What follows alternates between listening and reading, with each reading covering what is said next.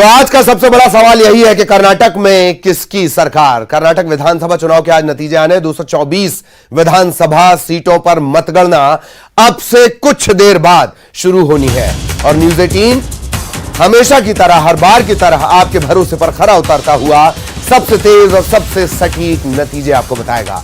तमाम बड़े अपडेट्स जो कर्नाटक से जुड़े हुए हैं उन पर भी नजर रहेगी। इसके अलावा जो तमाम बड़ी खबरें उन पर भी नजर लगातार बनी रहेगी। टैली चालू हो चुकी है। थोड़ी देर बाद इस टैली के अंक जिस हिसाब से बदलेंगे उस हिसाब से दिलों की धड़कनें, नेताओं के दिलों की धड़कनें बढ़ेंगी, घटेंगी, बीपी घटेगा, बढ़ेगा। तो सुबह 8 बजे से यानी अब से कुछ देर बाद वोटों की गिनती शुरू हो जानी है। न्यूज 18 पर आपको लगातार नजरें बनाए रखनी है।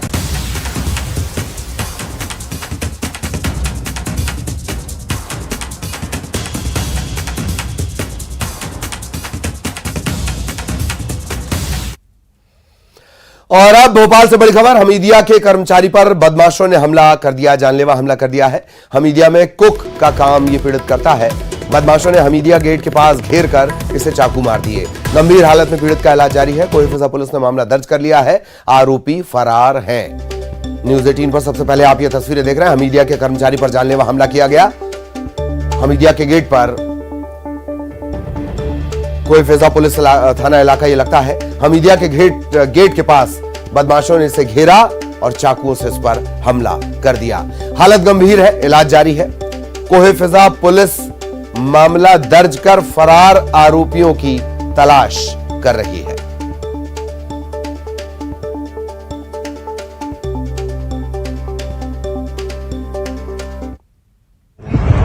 तो सरकारी कर्मचारी हो? ये शासकीय कर्मचारी हूँ। आपके साथ क्या हुआ 10 तारीख को? मैं साहब के लिए दूध लेने आ गया था अध्यक्ष ऑफिस में, आशीष गोई सर के लिए। चाय बनती है साहब इन लोगों की।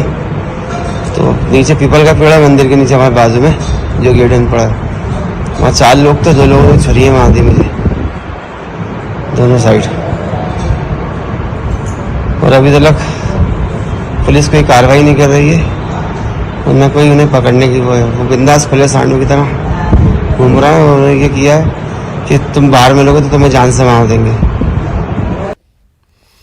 इधर छिंदवाड़ा से बड़ी खबर आपको बता दें। सोने का अवैध व्यापार करने वाले एक कारखाने पर संयुक्त दबिश दी गई है। स्टेट जीएसटी और इनकम टैक्स डिपार्टमेंट ने यह बड़ी कार्रवाई की है। ज्वाइंट ऑपरेशन यह रहा। तकरीबन 1 करोड़ 70 लाख का सोना जब्त किया गया है। पश्चिम बंगाल का मुख्य आरोपी बताया जा रहा है। मौके से 10 कारीगर मिले हैं। जांच पड़ताल जारी है। स्टेट जीएसटी, इनकम टैक्स और पुलिस तीनों ने ये ज्वाइंट ऑपरेशन किया है। 1 करोड़ 70 लाख का सोना बरामद।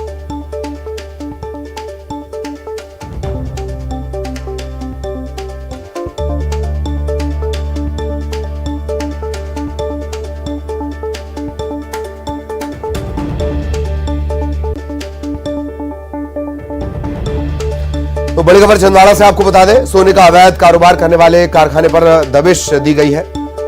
State GST, income tax, police इन तीनों का यह ज्वाइंट ऑपरेशन था। संयुक्त कार्रवाई की गई। तकरीबन 1 करोड़ 70 लाख रुपए का सोना जब्त किया गया है। मुख्य आरोपी अभी फरार है। ये पश्चिम बंगाल का बताया जा रहा है। मौके से 10 कारीगर मिले हैं। इनसे पूछताछ लगातार की जा रही है। सोने की ये भारी खेप कैसे आई, छिंदवाड़ा में क्या इस पे किया जा रहा था, ये तमाम सवाल हैं जिन्हें अब सुलझाने की चुनौती पुलिस के सामने है। 1 करोड़ 70 लाख का सोना, 10 कारीगर भी मिले हैं। हालांकि पश्चिम बंगाल सोने की कारीगरी के लिए बेहद फेमस है और वहीं से इसके तार इस वक्त जुड़ रहे हैं। यह भी होता है कि कई कारीगर कोलकाता और पश्चिम बंगाल के अलग अलग इलाकों से पूरे देश में अलग अलग जगहों पर पहुंचते हैं सोने की कारीगरी को लेकर। लेकिन यह मामला अवैध तरीके से सोने का व्यापार करने का शुरुआती तौर पर जान पड़ता है।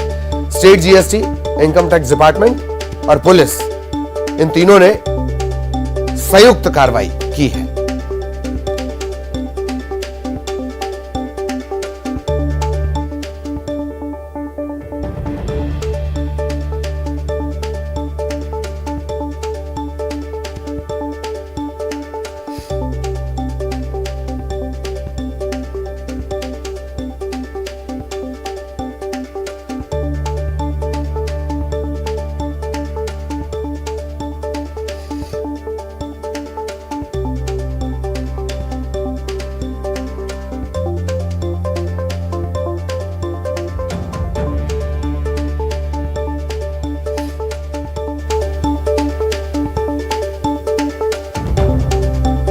और छिंदवाड़ा से सहयोगी राजेश करमेले इस वक्त हमारे साथ जुड़े हुए हैं। राजेश, पूरी जानकारी विस्तार से, क्या कुछ अपडेट है इस मामले में अब तक?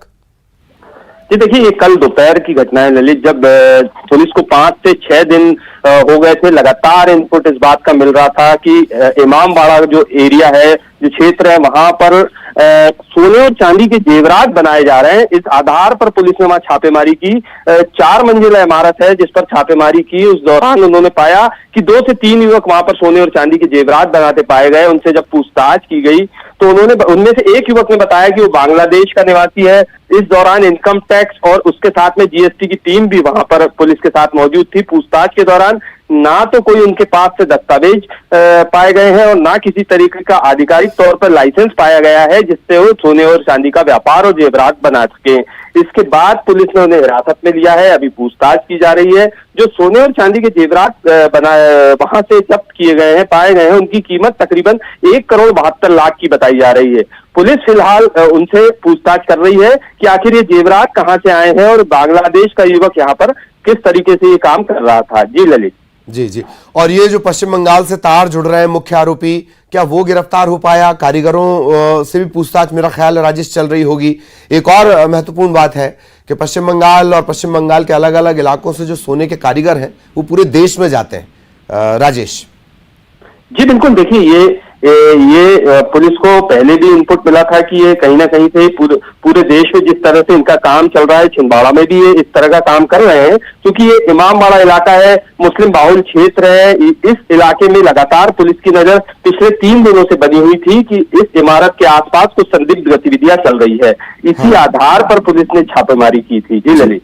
जी चलिए, बहुत बहुत धन्यवाद राजेश आपका इस तमाम जानकारी के लिए। सहयोगी राजेश करमेले विस्तार से जानकारी दे रहे थे। छिंदवाड़ा पिछले 15 दिनों में दूसरी बार सुर्खियों में आया है।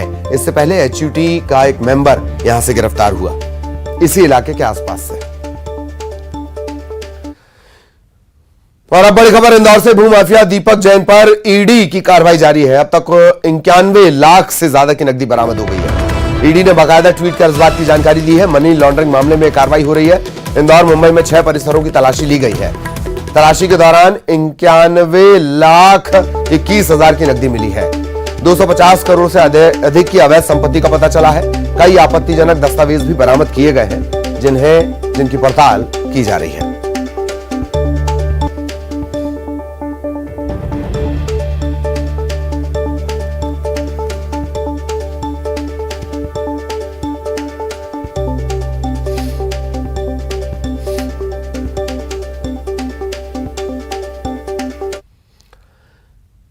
और अब भोपाल से बड़ी खबर, सीएम शिवराज सिंह चौहान आज बुधनी जाएंगे। धार्मिक आयोजन में वो शामिल होने वाले हैं। इसके अलावा नरसिंहपुर के गोटेगांव भी मुख्यमंत्री शिवराज सिंह चौहान जाएंगे। श्रद्धांजलि सभा में वो शिरकत करेंगे। तो आज 2 जगहों के दौरे पर मुख्यमंत्री रहेंगे, सीहोर और नरसिंहपुर के गोटेगांव।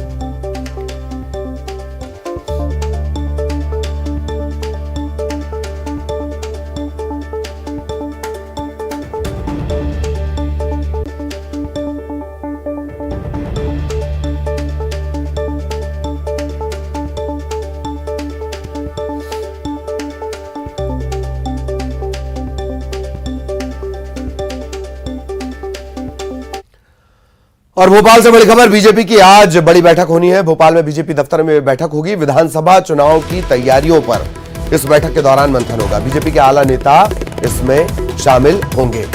तो भोपाल में बीजेपी दफ्तर में आज बड़ी बैठक, तमाम आला नेता इस बैठक में शामिल होंगे।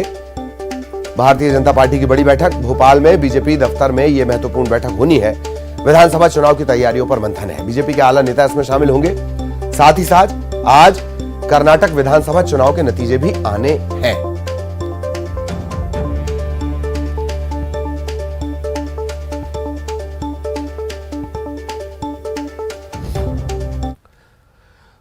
और मध्य प्रदेश के सबसे बड़े इंदौर विकास प्राधिकरण ने शहर के विकास के लिए योजनाओं का पिटारा खोल दिया है। आईडीई के अध्यक्ष जयपाल सिंह चावड़ा ने 6000 करोड़ से ज्यादा का बजट पेश किया। सबसे बड़ी बात यह, इंदौर को सफाई के बाद पर्यावरण सिटी बनाने की बात कही गई है।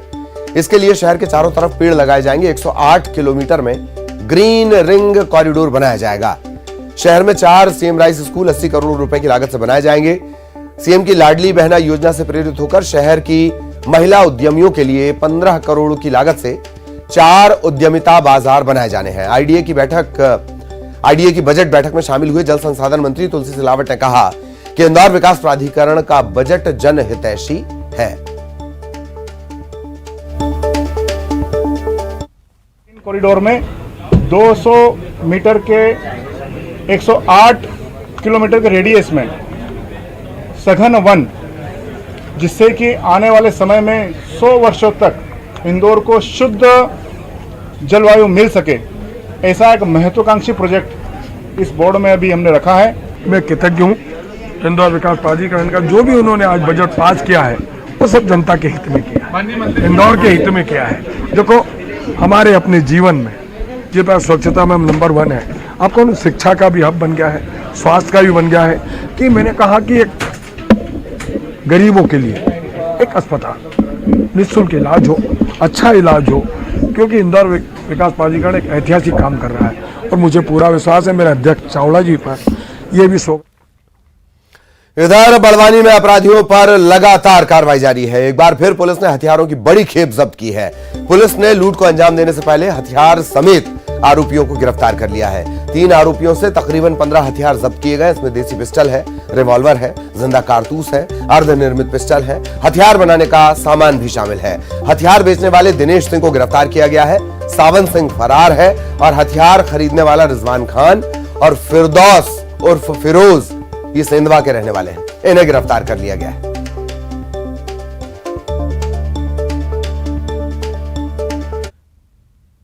जबलपुर की माड़ौताल पुलिस ने चिटफंड के जरिए किसानों से प्लांटेशन के नाम पर ठगी करने वाले नेशनल एग्री बिजनेस के संचालक रत्नेश सिंह उर्फ सूरज तिवारी को रीवा से गिरफ्तार किया है।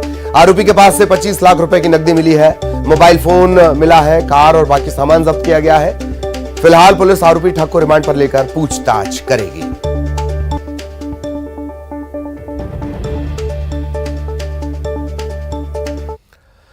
फिल्म द केरला स्टोरी जब से रिलीज हुई है, बीजेपी के नेता लोगों को फिल्म दिखाने के लिए फिल्म के स्पेशल शो बुक करवा रहे हैं। इसी कड़ी में भारतीय जनता युवा मोर्चा के नगर मंत्री धीरज ठाकुर ने भी महिलाओं को फिल्म दिखाने के लिए मल्हार मेगा मॉल के गोल्ड क्लास समेत सभी 5 ऑडिटोरियम बुक किए। फिल्म देखने के लिए महिलाएं भगवा साफा, लाठी, तलवार ऐसे शस्त्र लेकर थिएटर पहुंची। तो आप इस तरह के शस्त्रों का इस्तेमाल ना करें, आर्म्स एक्ट लग जाता है।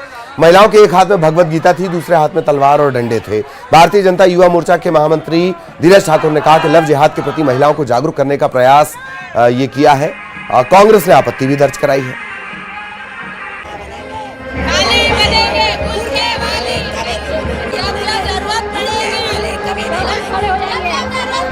बहुत अच्छी पिक्चर है। नारी को हमारे मतलब हम जो लेडीज हैं, हम बच्चे हैं, हमारे प्रति ये बहुत अच्छी वाली वो है, मूवी है। हमें जो परेशान करते हैं बॉयज वगैरह, उनके लिए बहुत हम उनको वो कर सकते हैं, दंड दे सकते हैं। हम भारत की नारी हैं, हम उन्हें सब सही कर सकते हैं। आपने देखा होगा हमारे सनातन धर्म में जितने भी हमारे देवी देवता रही है, भगवान विष्णु हुए, राम जी हुए, कृष्ण हुए, सबके हाथों में माँ दुर्गा हुई, काली हुई, सबके हाथों में शास्त्र और शस्त्र दोनों के ज्ञान था। तो हम जो आज ये जैसी घटनाएं हो रही, हम समाज को संदेश देना चाह रही कि हमारी बहनें शास्त्र के साथ शस्त्र चलाना भी जानती है। एक शुद्ध रूप से व्यवसायिक और काल्पनिक फिल्म द केरला स्टोरी, उसकी फिल्म का लाभ उठाते भारतीय जनता पार्टी प्रदेश और शहर का माहौल खराब करना चाहती है, तनाव का वातावरण पैदा करना चाहती है इन चुनाव के वक्त के पहले, और इसी ध्रुवीकरण करना चाहती है। शास्त्र और शस्त्र भगवान के हाथों में होते हैं। ये आप पर निर्भर करता है कि आप उठाएंगे क्या। शस्त्र फौरी तौर पर राहत देता है, इसे हमेशा ध्यान रखिएगा। सीहोर की बुधनी नगर परिषद ने मानवीय संवेदनाओं की अनूठी मिसाल पेश की है और कचरा बीनने के लिए आई बिहार से दरअसल ये युवती आई थी। इसका धूमधाम से न केवल निकाह करवाया बल्कि सफाई मित्र बनाने का ऐलान भी किया।